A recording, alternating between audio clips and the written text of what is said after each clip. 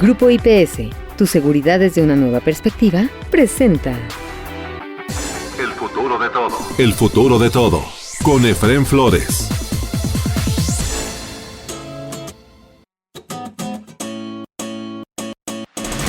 Bienvenidos a El futuro de todo, el podcast que ve hacia adelante, porque México tiene que ver ya la nueva realidad que imprime en cada uno de nosotros este maravilloso siglo XXI. Soy Efraín Flores, dándoles la bienvenida a un capítulo más de El futuro de todo. El futuro de todo. El futuro de todo. Con Efraín Flores. Surgen temas desconcertantes para todos, tanto aquí en México como en el resto del mundo. Entre los gobiernos de México y de Estados Unidos todo es sonrisa y alegría, sí, para la foto. En el trasfondo ocurren grandes tensiones, desde seguridad nacional hasta temas de gobernanza, rendición de cuentas y Estado de Derecho. Los tratados comerciales que eran letra dada el siglo pasado se tienen una vez más que definir, con nuevas reglas del juego para el siglo XXI, porque todo ha cambiado. Las tecnologías y sus evoluciones exponenciales tienen efectos sobre las sociedades e individuos nunca antes registrados, nunca cuantificados y por lo tanto difíciles de prever. Si bien son normales en un acuerdo regional los sobresaltos por sueldos, componentes, valores agregados y sindicatos, resulta novedoso para México el conjunto de presiones por el cumplimiento al pie de la letra de las leyes del propio TEMEC, o las demandas para que México invierta más, se abra más a farmacéuticas, laboratorios médicos, a la investigación biotecnológica. Se espera más participación, más innovación en ese sentido. Ante las caras de sorpresa de los empleados públicos, es el momento de poner a trabajar a los centros de investigación biotecnológicos del país, con los centros de investigación de empresas como las agrícolas, bioindustriales, de alimentos, enlatados, agroindustrias, piscícolas, avícolas, ganaderos, forestales, que las áreas de responsabilidad social corporativa generen mayor valor agregado productivo, más rentable 360, genética, nuevos productos y derivados, productos del sector primario que aporten, por ejemplo, a las farmacéuticas o al sector industrial. México ya está preparado. Nos gustó que el presidente Biden de los Estados Unidos nos llamara socios igualitarios. Ahora no nos queda más que demostrarlo. Un gobierno que hasta ahora confunde ciencia con revisionismo y estímulo de técnicas ancestrales, tiene que ponerse las pilas para satisfacer las aspiraciones generacionales de 130 millones de mexicanos, de todos los habitantes que vivimos además de Alaska hasta el Suchiate, y luego ampliar mercados para México en Centroamérica y más allá, rumbo a la región andina. Esa es la idea del TEMEC, de nuevos negocios como las tecnologías para el combate al cambio climático y mucho más que ofrece este maravilloso siglo XXI. No en balde surgen nuevos clústeres y hubs en México, y entre los tres países que imprimen un valor holístico de tal magnitud que da la impresión que ni los mexicanos ni sus gobernantes o empresarios se han percatado. Para entender por lo menos parte de esta nueva realidad, en El futuro de todo platicamos con el doctor Enrique Rudiño, secretario académico e investigador del Instituto de Biotecnología de la UNAM, Campus Morelos. Gracias, Enrique, por aceptar nuestra invitación. ¿Están ustedes avanzando en el uso, en la aplicación de la inteligencia artificial, de las realidades aumentadas, de la nueva realidad, las nuevas realidades, para poder hacer sus investigaciones? Se han utilizado algoritmos de inteligencia artificial para poder analizar las variantes de las secuencias genéticas que se han detectado en el instituto. Se han también empezado a hacer estudios para poder entender cómo las variaciones, por ejemplo, en la secuencia del famoso espícula o del spike del SARS-CoV-2, que es la proteína que detecta nuestro sistema inmune y que arranca el proceso infeccioso y que también es uno de los vectores para generar vacunas, y que es donde están cambiando las variantes. Cuando uno habla de variante Delta, Epsilon o cualquiera, normalmente son cambios en esa proteína. Esa proteína es importantísima tanto para contender con la enfermedad como para que la enfermedad progrese.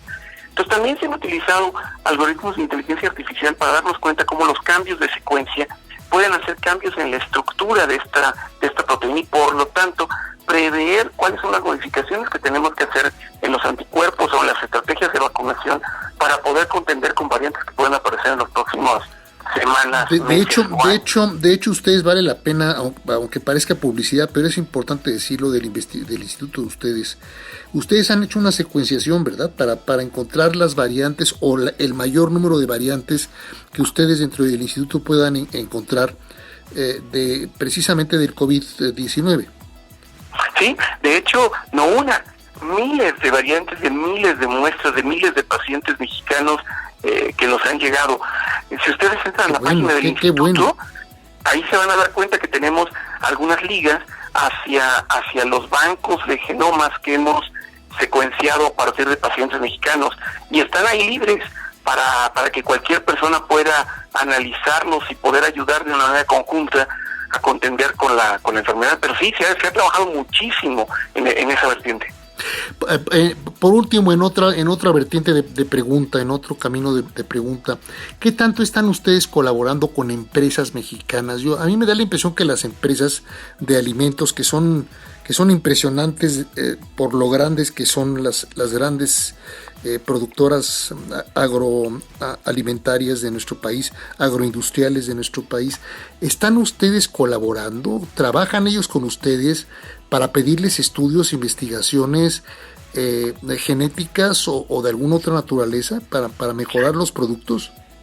Sí, fíjate que en este concepto te platico que el Instituto de Biotecnología hace desde ciencia básica hasta ciencia aplicada, desde trabajar con virus, bacterias, plantas completas, cultivos celulares de bacterias o cultivos en matraz de plántulas para llevar después a diversos cultivares. O sea, hacemos muchísimas cosas pasando por microbiología, pasando por genética del desarrollo, por muchas áreas del conocimiento. Pero sí, una de los logros del Instituto de Biotecnología ha sido su vinculación al sector productivo desde el principio. Es parte de nuestra misión, no nada más hacer investigación para cubrir las necesidades nacionales de conocimiento, sino también para incorporarnos con empresas productivas. Y tenemos una historia larguísima de colaboraciones con empresas, particularmente en este momento, hace menos de un mes. Y no particularmente en el área de alimentos, pero sí en el área de medicamentos, se dio a conocer que en alianza con el gobierno del estado de Hidalgo, la UNAM y el Instituto de Biotecnología anunció la apertura de su próxima sede en Pachuca, en la Ciudad del Conocimiento en Pachuca, ahí enfrente de lo que va a ser la copia la estación gemela del Sismológico Nacional que se encuentra en Ciudad Universitaria en la Ciudad de México. Ahí va a estar un nuevo Instituto de Biotecnología de la UNAM. Y este nuevo Instituto de Biotecnología, una sede foránea del Instituto de Biotecnología de la UNAM, su primera misión va a ser vincularse directamente con empresas biotecnológicas en el sector salud. O sea, hacer el punto de quiebre entre las investigaciones que hacemos en el laboratorio y llevarla hasta una planta piloto y una planta previa de producción, o incluso hacer producción de productos biotecnológicos ahí mismo y poderlos llevar al mercado. Entonces vamos a dar el brinco de llevar el conocimiento directamente a las empresas que quieran. Es una impulsadora de negocios donde en los próximos meses ya va a haber más. Ahorita ya se hizo el anuncio de que ya tenemos edificio, de que ya hay un presupuesto, pero ese es el siguiente brinco del Instituto de Biotecnología. Ya hemos trabajado, el año que entra cumplimos 40 años en conocer muchísimas cosas de los sistemas vivos. Ahora lo que queremos es aumentar nuestro brazo de transferencia tecnológica, y el IBT, el Instituto de Biotecnología Pachuca, con el área farmacéutica biotecnológica, va a ser algo que les prometo que van a empezar a oír mucho y que les van a empezar a cambiar la vida a muchos mexicanos que antes pensábamos que solo ese tipo de medicamentos los podíamos traer importados, y se van a sorprender que de repente los vamos a empezar a exportar nosotros. Es que ese es el nuevo Temec. Ya no es la maquila, ya es la exportación de medicinas, de patentes, de innovaciones mexicanas, que por ahí me da la impresión que van ustedes. Y ya es, por supuesto, la parte también genética para el progreso del campo mexicano, por ejemplo, para fumigantes que sean biológicos, que ya no sean químicos agresivos y que puedan ser nocivos para la salud, que sean fumigantes biológicos que además sean amigables con la tierra y con el medio ambiente. Ahí está, y ahí le entras a un punto que puede ser digno de un debate cuando involucras a humanistas, a científicos, a sociólogos. Pero, por ejemplo, una de las grandes discusiones sobre modificaciones genéticas en cultivares es que se inserte en el genoma del maíz una toxina que se sacó de un gusano, que se dieron cuenta ciertos científicos de que cuando otra especie de insecto se comía a bacterias que estaban en los alrededores de ese gusano, se morían, y hasta que se dieron cuenta que adentro de esas bacterias había una toxina. Cuando alguien toma ese gene y lo inserta en un cultivar, pues lo que estás haciendo es mezclando un gene de la bacteria con el gene del maíz, y lo que acabas de generar es un maíz que resiste a que lo ataquen un particular tipo de gusano. Esa es la modificación genética. A la gente nos da miedo de repente decir que vamos a tomar el gene de A y lo vamos a convertir en B, porque, y esta es una opinión obviamente muy personal, volvemos muy de caricatura. Por ejemplo, las novelas de Frankenstein, decimos, vamos a generar un monstruo, cualquier cosa que tenga pedazos de uno y pedazos del otro es un monstruo. Pero no nos damos cuenta que la historia de la humanidad ha sido modificar nuestro entorno. Si uno volteara a ver todas las variantes de microorganismos o de seres vivos que hay en el pulque, nos daremos cuenta que ahí hay una mina de oro para generar compuestos que pueden modificar incluso la industria del plástico. Aunque nos suene completamente loco, hay un grupo de investigadores en el Instituto de Biotecnología que, aislando microorganismos de fermentos alcohólicos naturales mexicanos, aislan una variante de bacteria que genera un plástico que es perfectamente biodegradable. De eso se trata la ciencia, de entender, manipular y trasladar la información de un lado al otro. Yo creo que de repente lo que tenemos que pensar, y ese es un reto también como científicos, es cómo transmitirle al público en general que la ciencia no es mala. La ciencia simplemente trata de resolver problemas. Para no generar un problema mayor hay que entender más. Pero parece que reinvertir en ciencia. Y pues regresando a donde arrancamos en esta plática, el país de este mundo, o del mundo de los próximos años, que no invierte en ciencia y tecnología, va a estar muy por atrás. Digo, es muy fuerte lo que les voy a decir, pero la semana pasada leí una noticia donde países desarrollados estaban pensando en pasar una tercera dosis de vacunación de SARS-CoV-2, y decía el director general de la Organización Mundial de la Salud que eso era injusto para los países que estaban esperando tener siquiera su primera dosis. Yo me pongo a pensar, pero estos países que invirtieron en desarrollo tecnológico, pues deberían de tener cierta ventaja. Lo que debemos de pensar es que ese desarrollo tecnológico no lo deberían de tener solo unos países, lo deberíamos de tener todos, y que al contrario de como se piensa, la investigación no es un gasto, es una inversión que puede cambiar la economía de un país en décadas. Volteamos a ver el típico ejemplo de Corea del Sur. En los años 70 que tú mencionabas, tenían una economía muy por abajo de la economía mexicana, y actualmente están muy por arriba. ¿Por qué? Porque decidieron utilizar los ingresos que tenían en innovación, en investigación, y ahora volteamos a ver de qué está hecha la economía de Corea del Sur. Y además toma en cuenta el caso de Japón, ¿no? Después de que terminó en las ruinas, pasando a la Segunda Guerra Mundial, pues no tenían materias primas ni recursos. Ellos usaron el cerebro, usaron innovación y buscaron cómo mejorar la industria automotriz, por poner simplemente un ejemplo. Exactamente. Y eso es algo que cuando Humboldt vino, todavía cuando éramos colonia española, en el siglo XVIII. Exacto, y definió a México como este cuerno de la abundancia. A veces creo que es bonito leerlo, pero por otro lado nos hizo un daño en la psique. Terrible. Un complejo México terrible. Es un país rico, pero no es un país que podamos rascarnos el ombligo esperando que caiga el mango, no en todo el país. Deberíamos utilizar esos recursos, muchos de ellos humanos. Un país de 120 millones de habitantes puede ser un país de millones de científicos, tecnólogos e industriales tecnológicos e industriales científicos que pueden cambiar la economía de este planeta. Eso que estás diciendo de el cuerno de la abundancia, esa frase del barón Alejandro de Humboldt, pues ahora en siglo XXI nos puede ser un simple puro cuerno la abundancia que tenemos en México, porque la abundancia debe ser de otra forma, como es la investigación, como es el desarrollo, como es la innovación, como es dejar de generar tantos contadores, administradores y economistas, y mejor generar más investigadores en diferentes etapas y especialidades de la ciencia, ¿no? Y las ciencias exactas van a ser fundamentales para el desarrollo de toda la población mexicana, de todos los ciudadanos, de los 125 o 130 o los que quieras millones de mexicanos que habitamos este maravilloso país.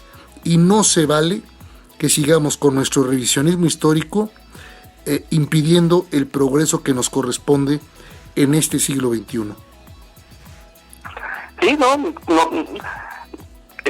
no puedo decir nada en contra, estoy completamente de acuerdo. Yo fui una generación de mexicanos que con apoyo de dineros públicos me eduqué hasta llegar al doctorado, como la gran mayoría de los científicos mexicanos que estamos en el mundo, porque tenemos que recordar que habrá 35 mil científicos en México, pero muy probablemente un número igual o mayor de mexicanos científicos trabajando fuera de México. Que cuando terminé mi postdoctorado tuve muchas posibilidades de quedarme fuera del país, y yo decidí no hacerlo porque yo sentía que le debía algo a este país. Y actualmente hay muchos mexicanos que estamos trabajando aquí para poder modificar nuestro entorno.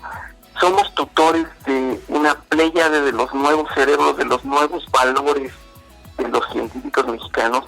Y lo que yo pediría es que como industriales, como sociedad, como medios de comunicación, nos demos cuenta que estamos en un momento histórico, o les damos la oportunidad de que den el brinco de emprender, de conocer, de darse cuenta que no tienen que esperar a que una universidad los contrate.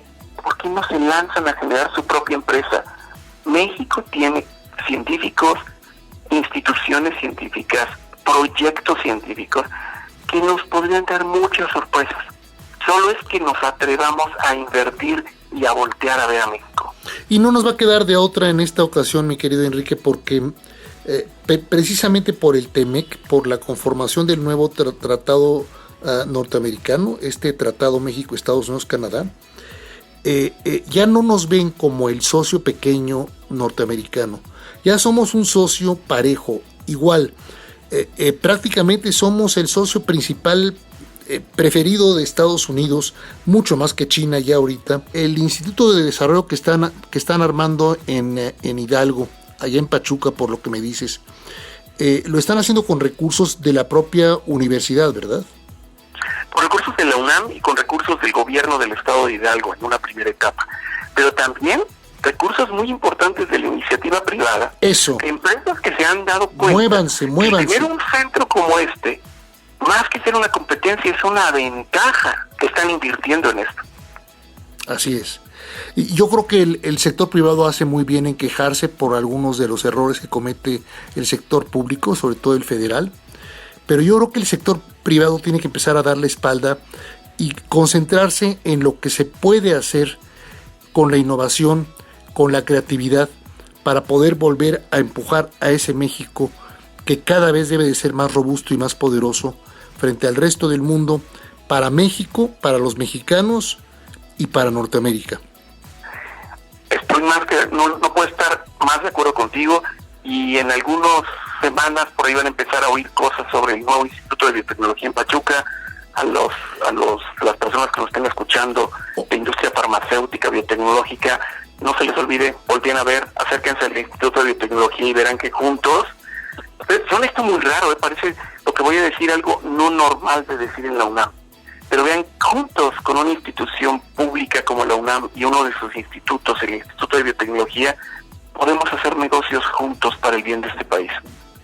No en balde es la máxima casa de estudios, no en balde la UNAM tenía que ser tan agresiva también en empezar a darse cuenta que el acercamiento con los sectores productivos es lo que va a fortalecer mucho más a nuestra gran casa de estudios, que es la Universidad Nacional Autónoma de México, que en compañía con otras instituciones, como por ejemplo el Tecnológico de Monterrey, están trabajando brutalmente, a marchas forzadas todos, para crear más innovación, más investigación y desarrollo en nuestro país. Si el Instituto de Biotecnología aporta gran cantidad de conocimiento al tema agroindustrial, a la preservación de productos endógenos mexicanos que tanto en el presente como en el futuro aportarán valor a las ciencias y al desarrollo de múltiples ecosistemas, también nos apoya como sociedad, aporta el conocimiento humano con los estudios, por ejemplo, acerca del virus del SARS-CoV-2, COVID-19 o coronavirus 2019.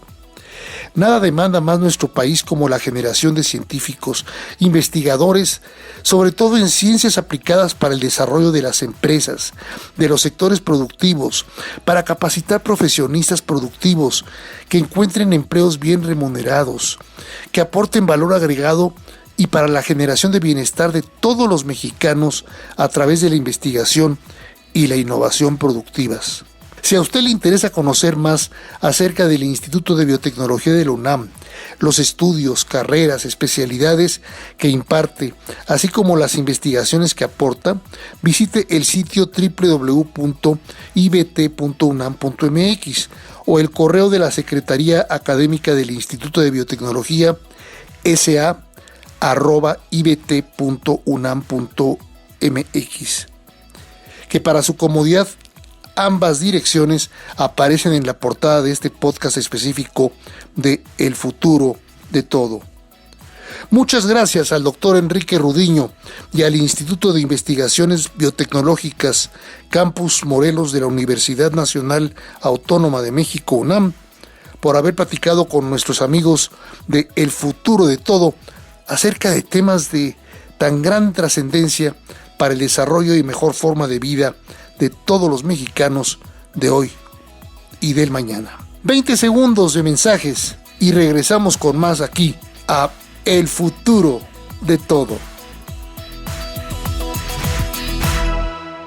¿Te preocupa tu seguridad o la de tu empresa? ¿Necesitas oficiales de seguridad, protección ejecutiva, monitoreo personal o vehicular? No te preocupes. Con Grupo IPS, empresa mexicana en seguridad privada, tu seguridad desde una nueva perspectiva tiene lo que necesitas. Además, son especialistas en alarmas y seguridad electrónica. GrupoIPSMexico.com.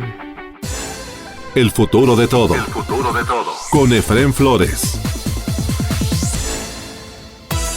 Ricardo de la Peña nos comenta acerca de una realidad que no tiene lógica. Un país destinado a vivir cada vez más desastres por el cambio climático, por su geografía, orografía, por capas tectónicas, por fallas humanas como el desastre de la línea 12 del metro y por múltiples desgracias que no se pueden prever, como el caso de una pandemia.